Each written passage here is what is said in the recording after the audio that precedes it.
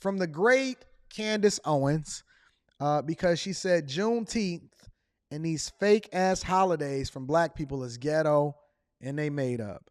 Make sure y'all hit a like for the YouTube algorithm, subscribe to the channel. Candace look a little hot in that picture right there. Listen, don't kill me for it. Don't kill me for it. Candace is looking. I know she's a married woman, but Candace is looking a little tasty. Shout out to KO or CO in the building. Happy day after Juneteenth, everybody. I hope everybody had a very relaxing day off. Bad news for me. Apparently, I have been banned from the black community again. I've been told that I am not invited to the various cookouts. And the reason why is because I was tweeting and I said something along the lines of Juneteenth is ghetto and it's made up, and people were very upset about that. And I would like to just right off the bat apologize for what I said. And I'm going to tell you why I do feel compelled to apologize for that tweet. Plus, later on in the show, we're going to be discussing Andrew Tate. He has now been indicted for human trafficking. And the case is kind of crazy. They seem relieved by the indictment. All that and more today coming up on. Let me fast forward this a little bit. Give me a second.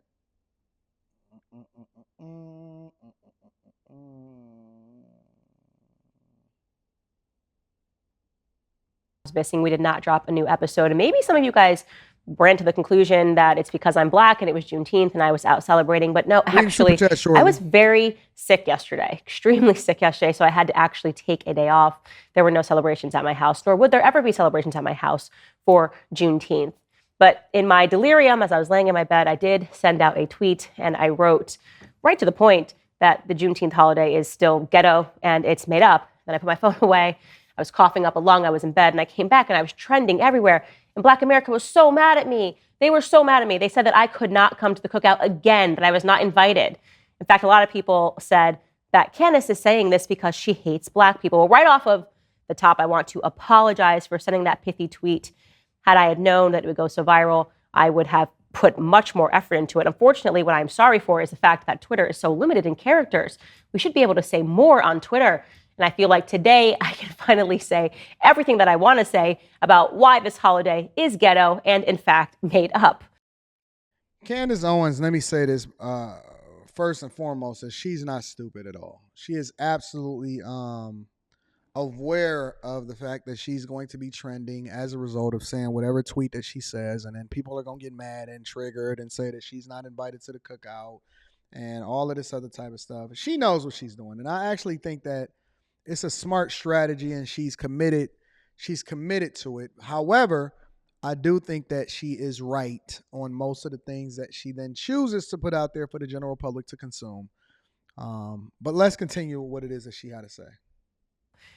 But the feedback right off the bat, this is why you know that black people have become increasingly emotional and irrational, accusing me of being racist, accusing me of hating my own skin color because I don't want to celebrate Juneteenth. This is what always happens. If you criticize a black person, the number one thing that they say is that you're doing it because they're black. This is what happens after years of sustained BLM messaging. BLM has actually rotted Black American brains. I'm serious. It's a virus in their brains. They can't even think rationally. They don't even think, oh, why would a black person want to report racistly on another black person? That defies common sense. They don't have common sense. Just to address their first point, I have spent the better half of last month talking about basically every topic surrounding the perversion that has become so inherent in Pride Month. So much so that my YouTube account was actually banned for it last week. And yes, of course, the majority of people that are leading the Pride March are in fact white. Last week, as another example, I looked over the people that we covered. Megan Fox. She said her YouTube account was banned for it last month. For Pride Month? But see, and this is why I would say that, you know, this is why I don't like this culture, is because if somebody don't like what you say, then they remove your ability to be able to say or communicate your thoughts, even though you're not hurting anyone as a result of it.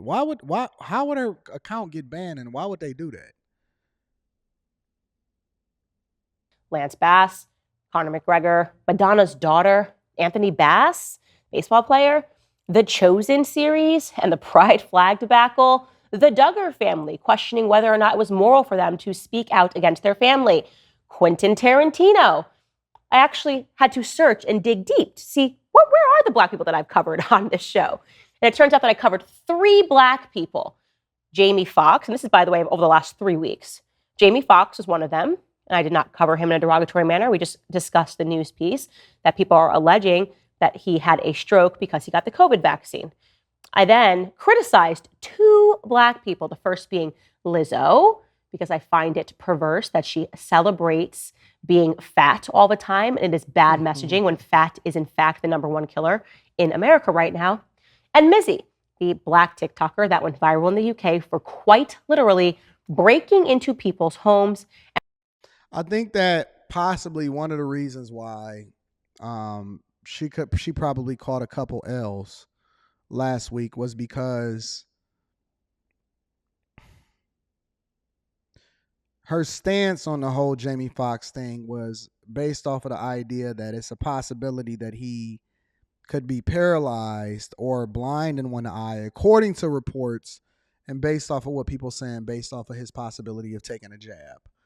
And I don't think that YouTube want to hear that. They don't want to hear your stance on the jab, even after all of these years. And then you criticize Lizzo, and you're gonna get criticized all the way. So, Black people are very, very sensitive. They're super sensitive when it comes to how they feel and what their thoughts are. So, I don't know. And recording their reactions. He has since come out and apologized for his behavior. But what was interesting about those 2 Black people that I covered is that in both instances, I was accused of being a racist. Lizzo, her fans have said, you're only saying something about her weight because she's fat and Black. If she was just fat in another color, we wouldn't be covering this. So then I had to produce content to show them that, no, I cover fat people of all different races. Of course, we've covered fat people that are Hispanic on the show. We've covered that fat man that is literally eating himself to death on YouTube multiple times on this show. But a Black person's got to be because of the color of their skin. And then Mizzy, of course, notoriously went on Piers Morgan, and when Piers Morgan asked him factual questions about the dangerous pranks, quote unquote pranks, that he was committing on other people who had children in the home at the time, walking into somebody's home when they have a small child, Mizzy instantly said, oh, why? Because I'm a Black guy? And Piers Morgan rightfully said, no, it's because you are an idiot, right? So when I cover Black people on the show, I'm typically covering them because they are doing something that is idiotic, not because of the color of their skin. But again, that BLM rot, it takes a while for it to recede. Then there were other people that took issue with the fact that I used the term ghetto. Oh, no. You can't say ghetto and a Black issue, a Black person, or a Black holiday in the sentence unless you are being racist. And this is what they tend to do, right?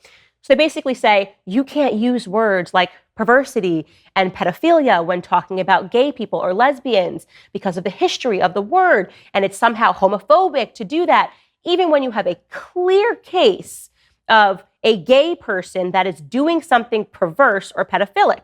They try to ban the words that actually make sense in the context that you were talking about by saying that the word itself is problematic. Yeah, I've experienced that too. I automatically get certain videos, certain clips, even these live streams a lot of times. If I address subjects that's quote unquote sensitive to the general public, or I use a word in the title, it automatically gets demonetized, flagged, all of that type of stuff. Which that's one of the reasons why we have Fight Club, is that we try to take the leash off so that we can say, or we can enable other people to say kind of what they want to say. We just tell them not to go too far. Don't be making threats or anything like that. But she's absolutely right. Like, we're on platforms. Facebook is 10 times worse. And I don't even know why people are not complaining about Facebook, because Facebook is even worse. Wait a minute. The likes is anemic? Let me politely ask y'all on this Friday. Can y'all please get the likes up? Can you please get the likes up? Is it too much for y'all to hit the like button? I appreciate y'all. But again, it is true that a lot of these platforms, they incentivize you to then tiptoe around what it is that you really think, simply by removing your ability to earn money from it. So I used the vocabulary words that were at my dispense, right? I was talking about ghetto as an adjective. They knew what I was referring to, the colloquial term of ghetto behavior, because that's what I meant. When people take this day off, when they are celebrating for whatever reason, they think celebrating Black freedom, it somehow means that they're allowed to get ghetto. So let's address that. Let's just take a look around the United States and see how they celebrated. Here's the first example that we have of how some Black American young children, it looks to be like they're in their teens, tweens, celebrated at a McDonald's. Take a listen. Shout out to Fatty. I'm going to be reading the super chat shortly.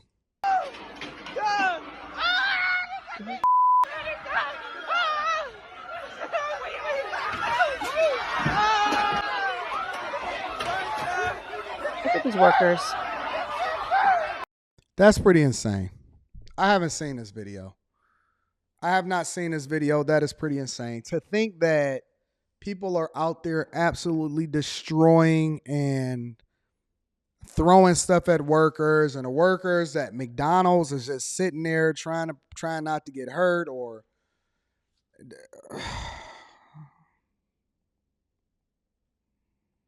it is embarrassing.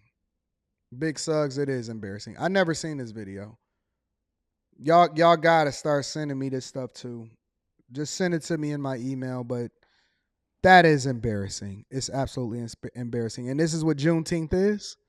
And so, and I guess the question is, why do y'all expect us to just completely ignore it like it's not happening, and then not to address it accordingly as a result of it?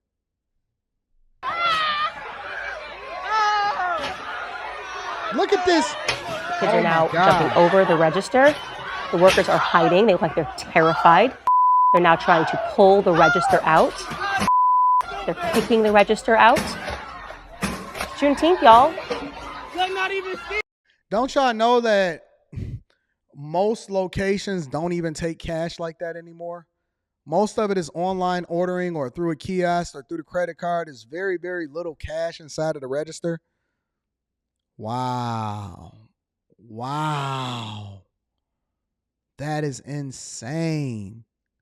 See, when I see stuff like this, my first instinct is just completely walk away. Go in a completely different direction. Keep driving. Don't even associate myself with it. And every single person in that video, they fit the description. But then we're not supposed to stereotype though, right?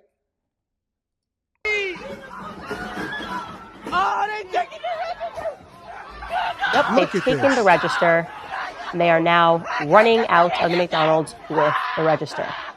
How's that for a Juneteenth celebration?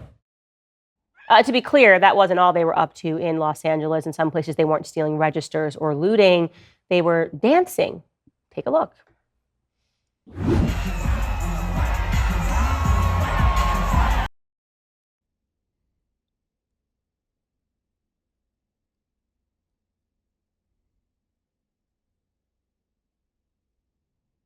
How did I miss this?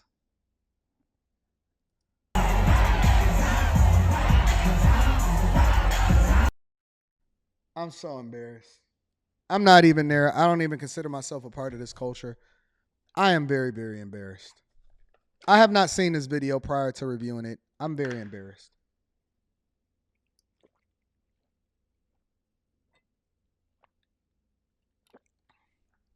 I'm very, very embarrassed. I have not seen that video. I wish I would have got to it before she addressed it.